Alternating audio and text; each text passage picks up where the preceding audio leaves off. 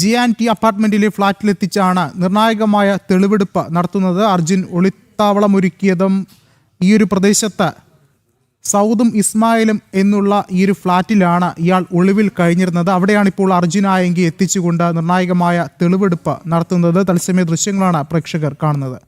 കൂടുതൽ വിവരങ്ങളുമായി ജിജീഷ് കരുണാകരൻ ചേരുന്നുണ്ട്. ജിജീഷ്, തെളിവെടുപ്പ് ഇപ്പോൾ എങ്ങനെയാണ് പുരോഗമിക്കുന്നത്?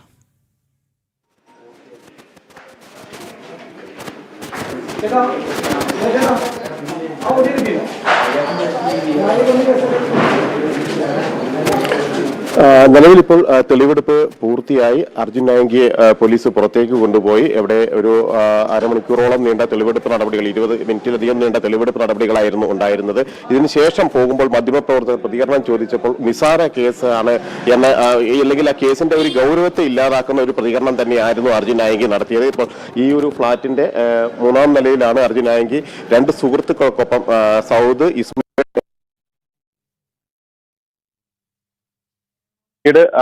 ഇവിടെയാണ് ഒളിവിൽ കഴിഞ്ഞത് എന്നതടക്കമുള്ളതിന്റെ കൂടുതൽ വിശദാംശങ്ങളെല്ലാം തന്നെ ലഭിക്കുന്നത്. ആദ്യം ഹൈക്കോടതി അർജുൻ ആയങ്കിയുടെ ജാമ്യം തള്ളുന്നു, മുൻകൂർ ജാമ്യാപേക്ഷ തള്ളുന്നു. തുടർന്നാണ് ഒളിവിലേക്ക് പോകുന്നത്. അങ്ങനെ എറണാകുളത്ത് കൂടുതൽ നാൾ ഒളിവിൽ താമസിച്ചിരുന്നത്. ഇവിടെ നിന്നാണ് തൃശ്ശൂരിലേക്ക് കടക്കുന്നത്. തൃശ്ശൂർ ജില്ലയിലേക്ക് ടോൾ പ്ലാസ വഴി കടക്കുന്ന ദൃശ്യങ്ങളെല്ലാം പുറത്തു വന്നിരുന്നു. അതിനു മുമ്പ് താമസിച്ച ഒരു കേന്ദ്രമാണ് ഇവിടെ. അർജുൻ ആയങ്കിയുടെ പ്രധാനപ്പെട്ട എറണാകുളം ജില്ല കൊച്ചിയിലെ പ്രധാന ഒളിത്താവളമാണ് ഈ ഒരു കേന്ദ്രം, അല്ലെങ്കിൽ ഈ ഫ്ളാറ്റ് എന്നത് തന്നെയാണ് പോലീസ് സംഘം വ്യക്തമാക്കുന്നത്. അതിന്റെ അടിസ്ഥാനത്തിലാണ് ഇവിടെ എത്തിച്ച് തെളിവെടുപ്പ് നടപടികൾ ഇപ്പോൾ പൂർത്തിയാക്കിയിട്ടുള്ളത്.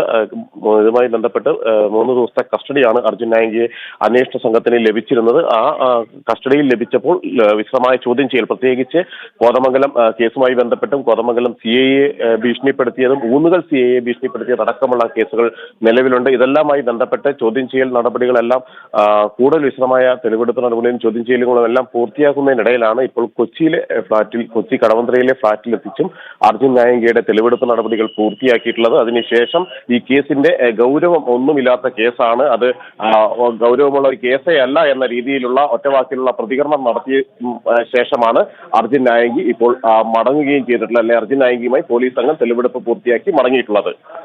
ശരി, ജിജീഷാണ് വിശദമായ വിവരങ്ങൾ നൽകിയത്.